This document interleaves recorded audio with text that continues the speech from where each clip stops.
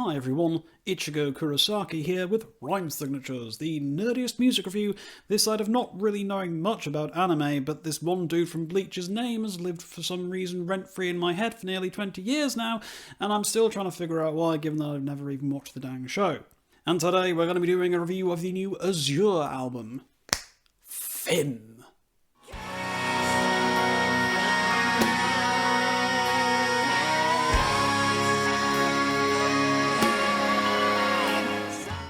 Now, it's taken me a little while to get to reviewing this one because, frankly, I've been a little busy with other projects lately. This is a dense, lengthy and fascinating album, and I wanted to get cozy with it before unleashing my poorly formed opinions on the unsuspecting denizens of the internet.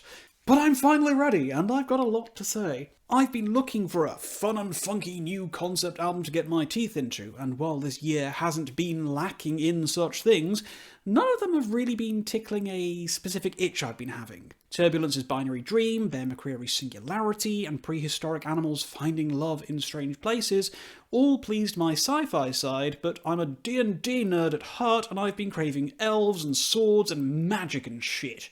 Given my predilection for swords and sorcery over guns and space engines, it's no wonder that I've been thoroughly enjoying the thematic aspects and overall presentation of this new album from UK-based progressive rockers Azure. So grab your 20-sided dice, roll for initiative, and I'd like you all to make a wisdom saving throw for me as we dive deeply into the fantastical land of Fim.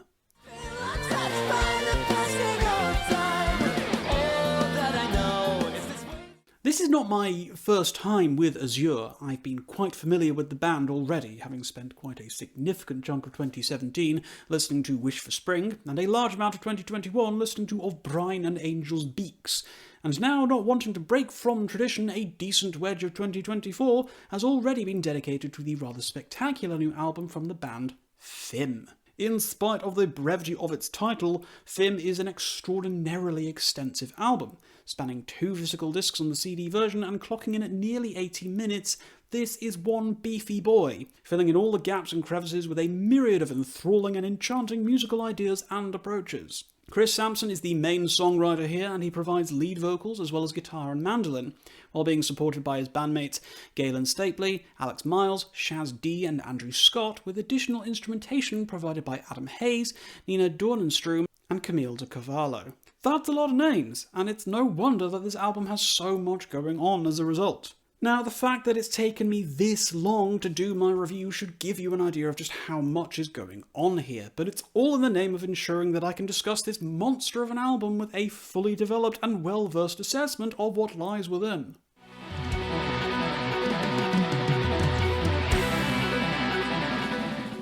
Honestly, where on earth do you begin with an album of this magnitude? I could gush like a waterfall right away and trip over my own words as I try to piece together my complicated thought process on where this album has left me mentally, but let's go a little bit softly and cautiously here. First, the story is great. Yes, it's schlocky high fantasy anime infused rubbish, but it's extremely well told schlocky high fantasy anime infused rubbish. There are strong characters, and we follow their goals, motivations, and payoffs brilliantly. This is not a story to indulge you with esoteric thoughts and interpretive themes and messages, though. There is a story, and it is what it is, which I quite enjoy, as I'm a bit of a smooth brain when it comes to understanding the more nuanced and subtle of concept albums. In a similar vein to Dream Theater's The Astonishing, Chris Sampson voices every character involved, and they do an excellent job of it.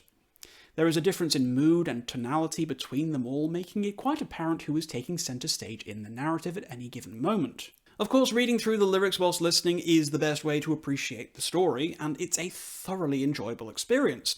And you can genuinely feel the amount of blood, sweat, and tears that Sampson has put into this aspect of the album, but it is far from the only thing that Fim has going for it.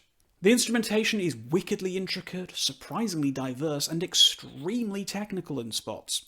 There are very few occasions when I don't feel the need to pause the recording to digest the dazzling wizardry I've just been witness to. As a bass player, Alex Miles' playing is, of course, what drew me in the most, and I'm convinced that he's some sort of low-end sorcerer. His lines, runs, grooves, and passages throughout are absolutely spellbinding and are beautifully integrated into the overall sound of the record.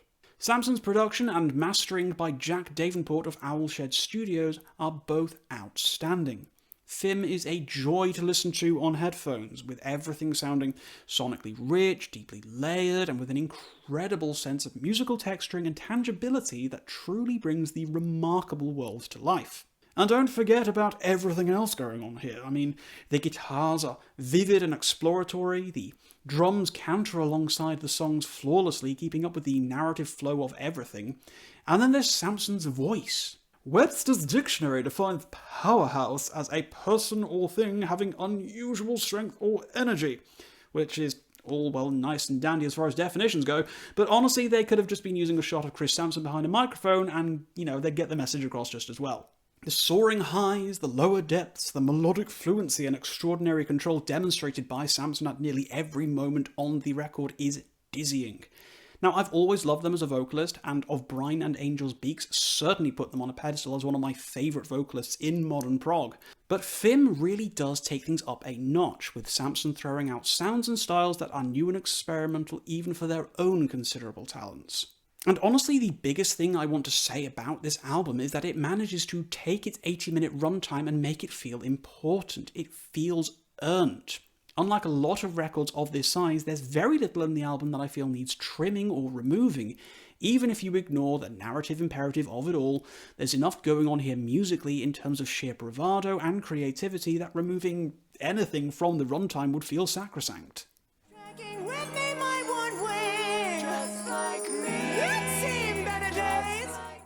But there's gotta be some give and take though, surely.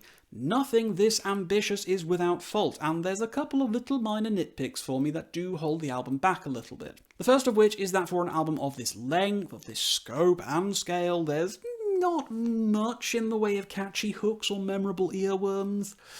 Yes, there are some parts that I'll remember on subsequent listens, and the good old-fashioned shit-eating grin will get brought out, but in terms of instant gratification and sheer memorability, even after a dozen listens, the album doesn't really have many such moments to speak of. It would have been nice to have a couple more, straightforward, approachable songs across its 80-minute duration, with no one track standing out as being an easy way to gauge a new listener's potential compatibility with the album. I suppose the 3-minute long track Doppelganger is about as close as we're going to get to a catchy lead single, but even then, despite some of the more pop-like approaches of its structuring, it's still dripping with the complexities and musical depth to the point where it might scare off a casual listener. And as much as I am obsessed with Samson's vocals, there are a couple of moments that genuinely made me almost spit-take and burst out laughing. Let's just say you might be familiar with the Pinky and the Brain and Yo-Yo No-No gag.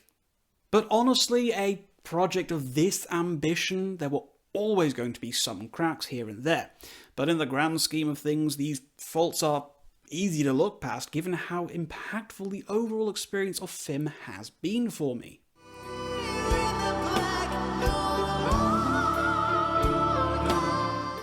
So, what else can I say about Azure's FIM? This has been one of my most anticipated albums of the year, and heck, I'll say it, probably one of my most anticipated albums of the decade. Given how much their 2021 offerings smacked me around and rearranged my brain space, I had potentially unreasonably high expectations for this one. But it matched and exceeded all of my hopes and dreams in ways I couldn't have ever expected. I've listened to this album over a dozen times before even committing any kind of proverbial pen to paper, and I've had to physically restrain myself from typing a 17-page essay about how breathless this album has left me at times. I've not even touched on any specific tracks, not mentioned the potential epic of the year, Trench of Nalu, not ruminated on or deep dove into the complexities of the lyricism and narrative. There's just so much more that I could say, but I don't want to make a 40-minute long video about this album and you don't want to watch it. Or maybe you do. I don't know. I'm tired and I kind of want to go and listen to the record again, When I first heard this album on streaming, I made it to the end of the third track before I slammed the "Send me the CD, you beautifully talented bastards" button on Bandcamp so hard that I think I fractured the essence of the space-time continuum, and I think you should ultimately all be doing the same thing. The talent, the passion, the sheer creativity, and pushing everything up to 11 of this album needs to be celebrated. This is one of the proggiest prog rock albums that has ever progged. It's overblown, it's mindlessly self-indulgent and theatrical, like someone else I know. It's brash and unapologetic, it's incredibly long with zero chill and zero filter, and I think it's one of the most extraordinary things I've heard this year. This is all, of course, guys, just my opinion, so if you loved or hated Fim, please talk to me about your experiences with the album in the comments down below. Please do drop me a thumbs up if you like the video, please do tell your friends about me, and please do drop me a subscription if you've been enjoying my content. But until next time, guys, as always, keep your rhyme signatures pretty odd.